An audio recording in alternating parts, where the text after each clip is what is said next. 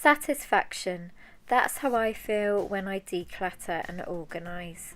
Clearing out has always been one of my favourite pastimes, and it's also something I like to do in January.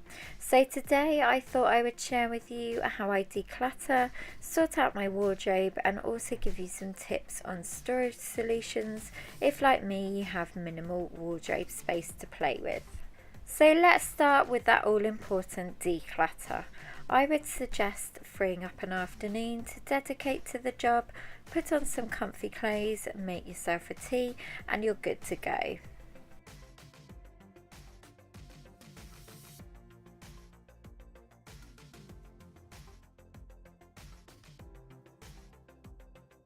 Now, the best way I find to be able to declutter and sort out properly is just to get everything out on the bed so you can see exactly what you have, and also to see what's been lurking at the back of the wardrobe for 6 months or so. Next, it's on to the all-important sorting. Now, one method I've used for years is the keep, not sure and throw method. This is such a simple but effective way of decluttering and being real with yourself. So all you need to do is get 3 large pieces of paper and simply write to keep, not sure and to throw. Then place them on the bed so you can see them, and then you can start dividing your clothes into each of these sections.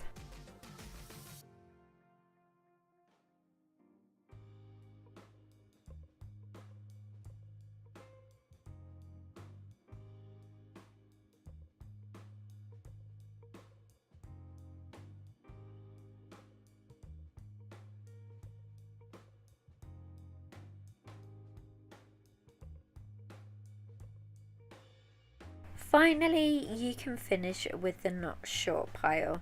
I simply ask myself 2 questions that help me decide whether I keep or toss the item, and they are: number 1, does it fit anymore? And number 2, have I worn it in the last 6 months?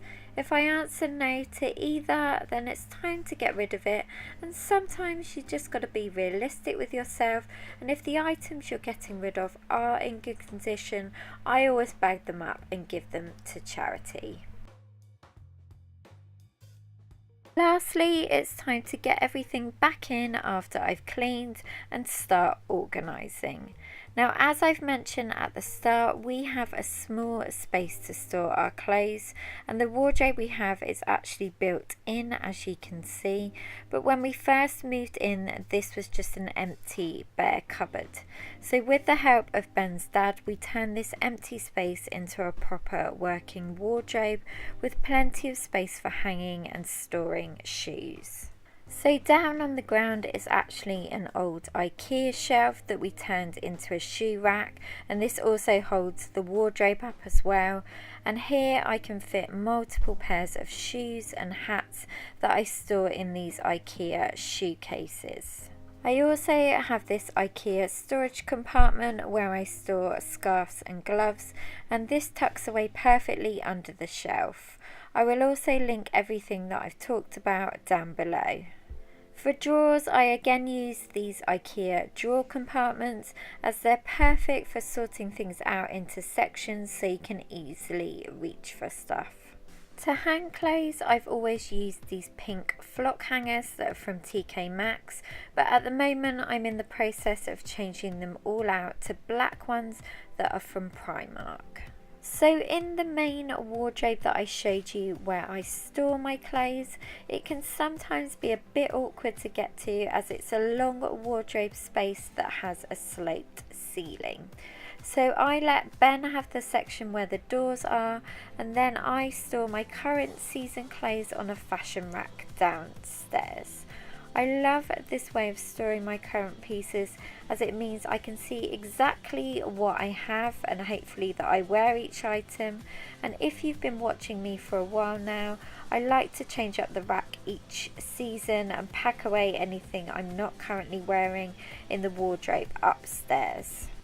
For the fashion rack, I use these copper hangers to hang everything that I'll link down below. And ever since I saw one of my favourite films, Clueless, back in the 90s, I have always put everything in colour order, as I just find this works the best for me. Although it's still on my wardrobe wish list to own that massive big turning wardrobe that Cher had in Clueless. Anyway guys, I just wanted to leave you with one last trick, and that is every time you wear an item of clothing, after you've washed it and you go to hang it back up, turn the hanger the other way. That way you know what you've worn in the last 6 months and what you haven't when you go to have another clear out. Thank you so much for watching, and give this video a thumbs up if it did inspire you, and also don't forget to subscribe and follow me on Instagram, Pinterest, Twitter and Snapchat for more inspiration, and I'll look forward to seeing you in my next video. Take care, bye.